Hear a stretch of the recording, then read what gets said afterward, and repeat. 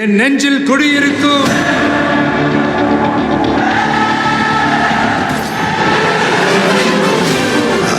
தளபதி. உலக தமிழர்களுக்கு வணக்கம். நான் உங்கள் வெங்கிரத்னம். இன்று முன்னாள் முதல்வர் மறைந்த அம்மா அவர்களுடைய 78வது பிறந்த நாள். இந்த நாள்ல அவரை நாம வணங்கிட்டு நிகழ்ச்சிக்குள்ள போறோம். ஏன்னா இந்த தீய சக்தி திமுக அப்படிங்கிறத தன்னோட வாழ்நாள் முழுக்க ஓட ஓட ஓட ஓட ஓட விரட்டி விரட்டி வெளுத்த ஒரு ஆகச்சிறந்த வீராங்கனை. இன்னைக்கெல்லாம் இவங்க எவ்வளவு அநியாயம் பண்றாங்க அப்படிங்கிறதெல்லாம் உங்களுக்கு எல்லாம் தெரிஞ்சிருக்கும். குறிப்பா டிவி கேக்காரர்களெல்லாம் அரசியலே செய்ய விடுறது இல்லை. பட் ஆனா இப்பேற்பட்ட இந்த கேப் மாதிரி கூட்டத்தையே லெப்ட் ஹேண்ட்ல டீல் பண்ணிச்சு பாத்தீங்களா, அந்த கரிஷ்மா இன்னைய வரைக்கும் நம்மள அப்படியே ஈர்க்குது. இப்படிப்பட்ட ஒரு லேடியா தமிழ்நாட்டு அரசியல்ல அப்படின்னு சொல்லிட்டு நாமெல்லாம் ப்ரௌடா சொல்லியக்கூடிய ஒரு சிங்க பெண் அப்படின்னு சொல்லலாம். விமர்சனங்கள் வைக்கிறவங்களை பத்தி நமக்கு கவலை இல்லை. என்னை பொறுத்தவரை வாழும் காலம் வரை கருணாநிதி குடும்பத்தையும் தீய சக்தியான திமுகவையும் ஓட ஓட அடித்து உட்கார வச்சிருந்த அந்த வீராங்கனைய அவரோட பிறந்த நாள்ல வணங்கிட்டு நாம வீடியோக்குள்ள போனா சரியா இருக்கும் அப்படின்னு நினைக்கிறேன். ஒரு பக்கம் அதிமுகவோட கூட்டணி அப்படிங்கிறது எல்லாமே நெருங்கி முடிஞ்சிருச்சு. இன்னொரு பக்கம் திமுக கூட்டணியில குத்துவெட்டே நடக்குது. இதுல உண்மையிலேயே பாவப்பட்டவர்கள் யாரு அப்படின்னா, திமுகவோட கூட்டணிக்கு இத்தனை நாள் கொத்தடிமையா கடந்த காங்கிரஸ், தமிழ்நாடு காங்கிரஸ், திருமாவளவன், வைகோ, இந்த முஸ்லிம் கட்சிகள், இன்னும் மிச்சம் மீதி சில்றீங்க எல்லாம் சேர்ந்து ஒரு எப்படி சொல்றது, ஒரு மோசமான நிலைமைக்கு தள்ளப்பட்டாங்க. சீட்டு வாங்கலாம் இங்க வராதிங்க, கொடுக்கறத வாங்கிக்கணும், அனாவசியமா பேசக்கூடாது, இல்லைன்னா ஓடுறு அப்படின்ட்டாங்க. ஏன்னா எப்பவுமே அரசியல்ல நம்ம ஆளுங்கட்சியில கூட்டணியிலே இருந்தாலும் அவங்க செய்யக்கூடிய தப்பை கேட்டுக்கிட்டே இருந்தோம்னு வச்சுக்க, பரவாயில்லையா அவன் கூட்டணியில இருந்தாலும் ஒரு தப்புன்னா தட்டி கேட்கறாயா அப்படின்னு மக்கள் நினைப்பாங்க. அப்புறம் நீ எந்த கூட்டணிக்கு போனாலும் உங்க மேல ஒரு நம்பிக்கை வரும். ஏய், அவன் கூட்டணியிலே போனாலும் தப்பு செஞ்சா தட்டி கேட்பாயா, அவனை நம்பி ஓட்டு போடலாயா, ஆளுங்கட்சியில இருக்கான் கூட்டணியில அப்படின்னாலும் அவன் தட்டி கேட்பாயா, மக்களுக்கு ஒண்ணுன்னா பிரச்சனைனா முதலா நிற்பான்டா அப்படிங்கிற நம்பிக்கைய மக்கள் கிட்ட வளர்த்திருந்தா இன்னைக்கு இந்த நிலைமைக்கு ஆளாக வேண்டியதில்லை. இதுல நாம காங்கிரஸ் எங்களுக்கு ஆட்சியில பங்கு, அதிகாரத்துல பங்கு அப்படின்னு இஷ்டமேனிக்கு அவுத்து விட்டு பார்த்தாங்க. மறுபக்கம் டிவிகே கூட கூட்டணி பேசுற மாதிரி திமுக மிரட்டி பார்த்தாங்க. பட் காங்கிரஸ் இங்கிட்டு போறதா அங்கிட்டு போறதா, இந்த செல்வ பெருந்தகை மாதிரி திமுகவோட கொத்தடிமை எல்லாம் வச்சுக்கிட்டு அரசியல் பண்ணிட்டு இருந்தா எப்படி இருக்க முடியும்? கடைசியா காங்கிரஸ் 41 சீட்டு 4 அமைச்சர் அப்படின்னு நிக்கிறாங்க. ஆனா திமுக தரப்புல என்ன தெரியுங்களா சொல்லப்பட்டிருக்கு, போன வாட்டி கொடுத்த 25லயே 4 கிடையாது, 21 தான் தருவோம், இஷ்டம்னா கூட்டணியில இல்லாட்டி வெளியே போ அப்படின்ட்டாங்க.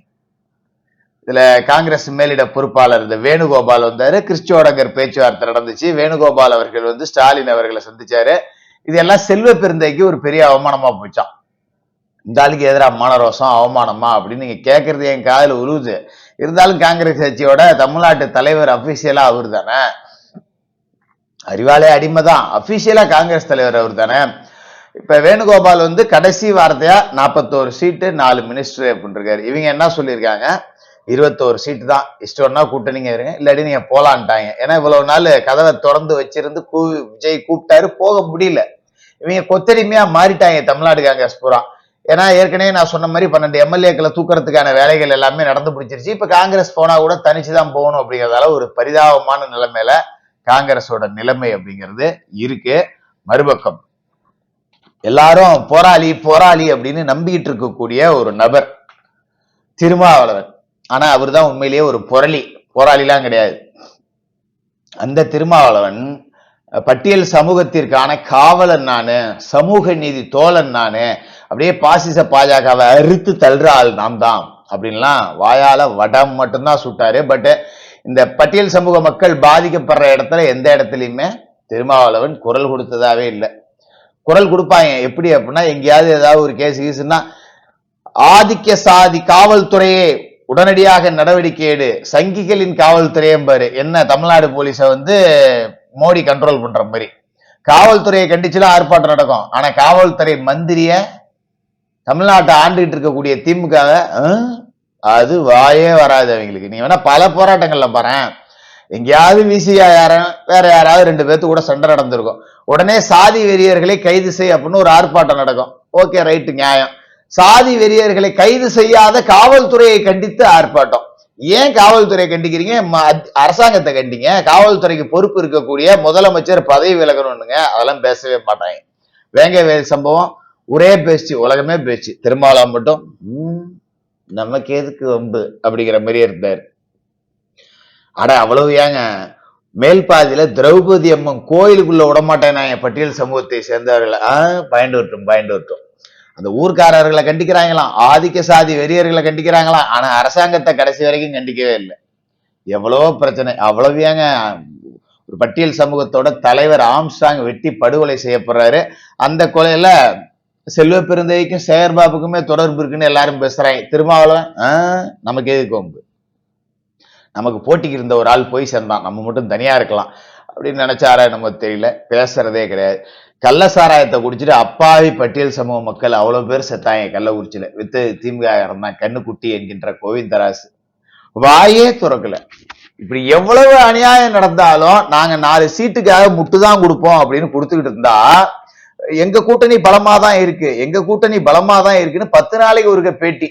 இந்த இடத்த விட்டு நான் போக மாட்டேன், ஆட்சியில பங்கு அதிகாரத்துல பங்குன்னு சொல்லிட்டு காங்கிரஸ் கேட்கும் போது திருமாவளவனும் சேர்த்து கேட்டிருந்தா, அடுத்து கம்யூனிஸ்ட் வைகோ எல்லாம் சேர்ந்து கேட்டிருந்தா என்ன திமுக பயந்துருப்பாங்க. ஏன்னா இவங்க எல்லாம் இல்லாம திமுகவால ஜெயிக்க முடியாது. ஆனா திருமாவளவன் எங்கடா பெரிய நிலையா இருக்கு, கட்சியில இருக்கிற எம்எல்ஏ பூரா திமுக ஒத்துழைமையா இருக்காங்க, நம்ம ஏதாவது ஏத்து பேசி அவனெல்லாம் திமுக விட்டா நம்ம தனிமரமாயிடுவோமே அப்படின்னு சொல்லிட்டு ஆட்சியில் பங்கு அதிகாரத்தில் பங்கு என்பது விடுதலை சிறுத்தைகளின் லட்சியம். ஆனால் அதற்கு இப்போது காலம் கனியவில்லை. அப்ப எப்பதான் கனியும்? இன்னொரு 200 வருஷம் கழிச்சு கனிய வைப்போமா? இப்ப விட்டா அவன் தோத்து விடுவான். சட்டையை பிடிச்சி இப்ப குலுக்கினாதான் திமுககாரன் கேட்பான். நாங்க இல்லைன்னா நீ தெருவுக்கு வந்துருவ, தோத்துருவ, அடிச்ச கொள்ளைக்கு அத்தனை மந்திரிகளும் ஜெயிலுக்கு விடுவானோ, அப்ப மோகம் எல்லாம் சேர்ந்து ஜெயிலுக்கு விடுவீங்க, ஒழுங்கா மந்திரி பதவியை கொடுப்பீங்களா கொடுக்க முடியலான்னு இப்ப பிடிச்சி உழுக்காம நான் திமுகவுக்கு கொத்தடிமையாவே இருக்கேன் அப்படின்னா இப்ப கட்ட கடைசியில என்ன தெரியுங்களா ஆயிப்போச்சு? 6 சீட்லயே 1 சீட்டு குறைச்சிக்கும்.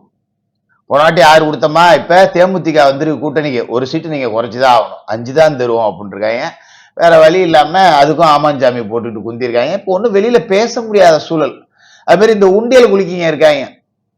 உலகத்திலேயே பாத்தீங்கன்னா கம்யூனிஸ்ட் சித்தாந்தம் தான் பெருசு அப்படிம்பாங்க. அப்படி என்னையா கம்யூனிஸ்ட் சித்தாந்தம் அப்படின்னா அறிவாலயத்துக்கு அடப்பெடுக்கிறது தான் அப்படின்னு தமிழ்நாடு கம்யூனிஸ்ட் மட்டும் தனியா ஒரு சித்தாந்தத்தை வளர்த்து வச்சிருக்காங்க.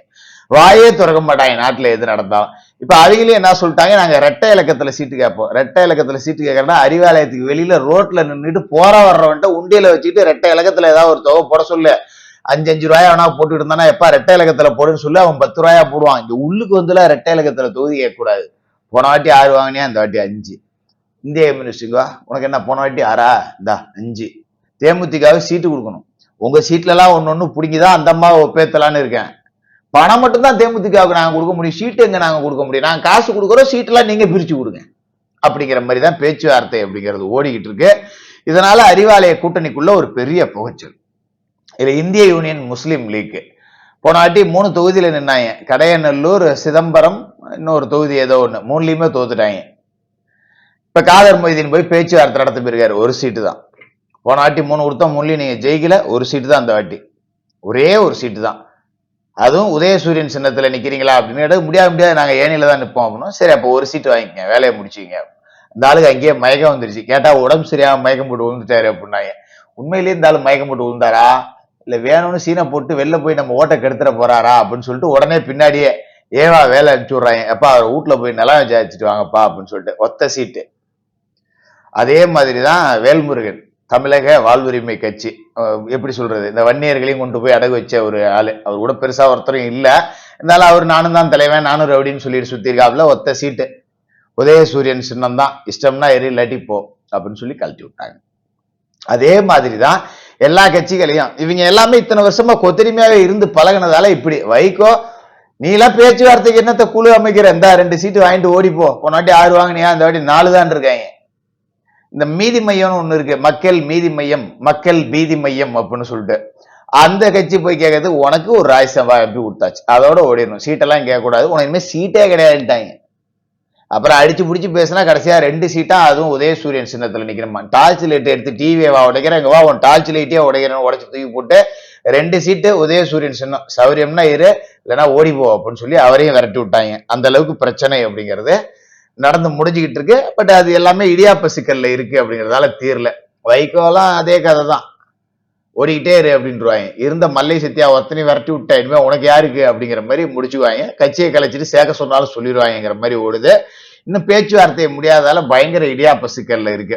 மறுபக்கம் எடப்பாடி பழனிசாமி அவர்கள் தன்னோட கூட்டணிய பர்ஃபெக்டா வேலையை முடிச்சு பறந்துகிட்டு இருக்காரு. சசிகலாவும் ஓபிஎஸும் மட்டும்தான். ஓபிஎஸ் ஒரு தண்ட கருமாந்திரம், அது எங்க போனா என்ன, செத்தனா எத்தனை பேர் வெட்டினா என்னங்கிற கதை தான் ஓபிஎஸோட கதை அப்படிங்கறதால அது மட்டும் ஓடிட்டு போகுது. சசிகலா கடைசி நேரத்தில் அதிமுகவுக்கு ஆதரவாக பிரச்சாரம் செய்வார் அப்படிங்கிற செய்தியும் வந்திருக்கு. இன்னைக்கு ஒரு சென்சஸ் அப்படிங்கறதெல்லாம் எடுத்து பார்த்திருக்காங்க, வரிசையா வாரம் எடுத்துக்கிட்டு இருக்காங்க. எடப்பாடி பழனிசாமி அவர்கள் எடுத்த சென்சஸோட முடிவுல என்டிஏ கூட்டணி 170 தொகுதிகளுக்கு குறையாமல் வெல்லும் அப்படிங்கிற ஆணித்தரமான முடிவுகள் கிடைச்சிருக்கு. எத்தனை வாட்டி எடுத்தாலும் அதே ரிசல்ட் கிடைக்குது அப்படிங்கிறதுல ஒரு பூஸ்டப். மறுபக்கம் இந்த 5000 ரூபாயில ஏதாவது மாற்றம் இருக்குமான்னு பார்த்தா பெருசா இல்ல. பட் அதுக்கும் ஒரு ஆப்பு வைக்கணுங்கிறது இன்னைக்கு 4 முக்கிய அறிவிப்புகள் அப்படிங்கிறத வெளியிட்டு இருக்காரு. அதிமுக ஆட்சிக்கு வந்த பிறகு குடும்ப அட்டைகளுக்கு 10,000 ரூபாய். பட் இதுல எல்லாம் எனக்கு உடன்பாடு அப்படிங்கிறது இல்ல. ஓசி இல்லாம மக்களுக்கு பணம் கொடுத்து பழக்கப்படுத்த கூடாது, மக்களோட வாழ்வாதாரத்தை பெருக்கணும், அப்படி போகணும் அப்படின்னு தான் நினைக்கிறேன் நானு. பட் அவங்க சொன்ன காரணம் எனக்கு ரொம்ப பிடிச்சிருந்தது. இது கிட்டத்தட்ட வந்து ஒரு பேரிடர் கால நிதி அப்படிங்கிறாங்க. அப்படி என்னப்பா பேரிடர் வந்துருச்சுன்னா, 5 ஆண்டு திமுக ஆட்சிங்கிறதே பேரிடர் தான்டா. 5 வருஷம் இதுக்கு மேல யாராவது உங்களுக்கு பேரிடர் வரணும்? 5 ஆண்டு ஸ்டாலின் ஆட்சியே ஒரு பேரிடர் தான். இதை கடந்து நீங்க எல்லாம் உயிரோட இருக்கீங்களே, உங்களோட மனதைரியத்தை பாராட்டி 10,000 ரூபாய் தரேன் அப்படிங்கிற மாதிரி தான் அது இருந்தது. அதே மாதிரி வேலைவாய்ப்பு அலுவலகத்தில் பதிவு செய்துள்ள பட்டதாரிகளுக்கு மாதாந்திர 2,000 ரூபாய். நிறைய ஏழைபால பிள்ளைங்க பதிவு பண்ணி வச்சுட்டு வேலைக்கு போகாம கிடக்கு. இது ஒரு நல்ல ஸ்கீம், ஏற்கனவே கொடுத்துக்கிட்டு இருந்தாங்க, அப்புறம் ஸ்டாப் ஆயிடுச்சு. ஓகே, படித்து வேலை இல்லாதவர்கள், படிச்ச இளைஞர்களுக்கு கொடுங்க, தப்பு இல்லை. பாவப்பட்ட மக்கள் என்ன வேணாலும் வாங்கிட்டு போவோம். அதே மாதிரி ஒவ்வொரு ஆண்டும் பொங்கல் பரிசு 1000 ரூபாய் வழங்கப்படும். இது ஒரு பெரிய செலவினம் அப்படிங்கிறது கிடையாது. ஒரு பொங்கலுக்கு ஒரு நல்ல மாற்றம் அப்படிங்கிறதா இருக்கும். மீன்பிடி தடை காலத்தில் இந்த 45 நாள் மீன்பிடி தடை காலம் வர்றப்ப இந்த மீனவர்களுக்கு 12,000 ரூபாயாக அந்த நிவாரணம் அப்படிங்கிறது கொடுக்கப்படுது. கைத்தறி நெசவாளர்களுக்கான இலவச மின்சாரம் 450 யூனிட்டாக உயர்த்தப்படும். எதுக்கு? இது ரொம்ப முக்கியம். ஏன்னா கடனை உடனப்பட்டு கிட்னியை வித்தவன் எல்லாமே இந்த கைத்தறி நெசவாளர்கள் தான். பாவப்பட்டவன் கிட்னியை காப்பாத்துறதுக்கான ஸ்கீம்.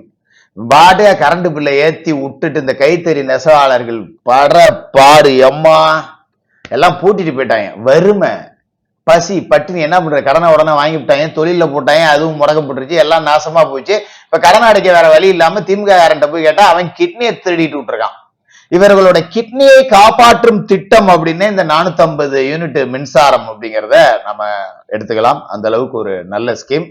மறுபக்கம் இன்னைக்கு இந்த பிறந்த நாள் கொண்டாட்டங்களுக்கு இடையில இதை அறிவிச்சிருக்காங்க. விரைவில் வேட்பாளர் பட்டியல் அப்படிங்கிறது அறிவிக்கப்பட்டு அடுத்தடுத்து போயிட்டே இருக்க போறாங்க அப்படிங்கிறது அதிமுகவுக்கான ஒரு பாசிட்டிவ் வைப். விஜய் இந்த ஃபேக்டரி நாம பேசாம இருக்க முடியாது.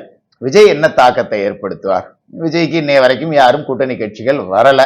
நேத்து பண்ருட்டி ராமச்சந்திரன் ஒரு கட்சியை கொண்டு போய் சேர்த்திருக்காப்புல. தயவு செய்து பண்ருட்டியை நம்பாதீங்க, ஏன்னா பண்ருட்டி பல குடியை கெடுத்தவர். கேப்டன் போய் சேர்ந்தாரு, ஒன்றும் வேலை இல்லை, முடிஞ்சிச்சு. ஓபிஎஸ் நடுத்தருவுக்கு வந்ததுக்கு முக்கியமான காரணம் பண்ருட்டி ராமச்சந்திரன் தான் அப்படிங்கிறத மறந்துடாதீங்க. பண்ருட்டி ராமச்சந்திரன்லாம் எப்படி சொல்றது, ஒரு கலண்டகராய்க்கு, ஒரு பூட்ட கேஸு, இல்ல ஒரு எக்ஸ்பைரி ஆன கேஸு, இப்படி எப்படி வேணாலும் எடுத்துக்கலாம். பண்ருட்டி ராமச்சந்திரன் கொடுக்கக்கூடிய ஆலோசனைகள் எல்லாம் நம்ப மாட்டார் விஜய் அப்படிங்கிறதெல்லாம் நமக்கும் தெரியும். இருந்தாலும் ஒரு வார்த்தையை சொல்லிடுறேன், பண்ருட்டி வந்து ஒரு லெக்தாதான். அந்த ஆளு போன இடம் பூண்டத்து போவோம் அப்படிம்பாங்க. இது வேற கெட்ட வார்த்தைன்னு சில பேர் நினைச்சுவாங்க. பூண்டத்து போகும் அப்படின்னா ஒரு புல் பூண்டு கூட முளைக்காம தரிசாயி போவோம் அந்த ஆள் போன இடம் அப்படின்னு சொல்லுவாங்க. அப்படிப்பட்ட லெக்தாதான். அதனால அவர்கிட்ட கொஞ்சம் எச்சரிக்கையா இருங்க அப்படிங்கிறதையும் கேட்டுக்கிட்டு தொடர்ந்து பேசும்.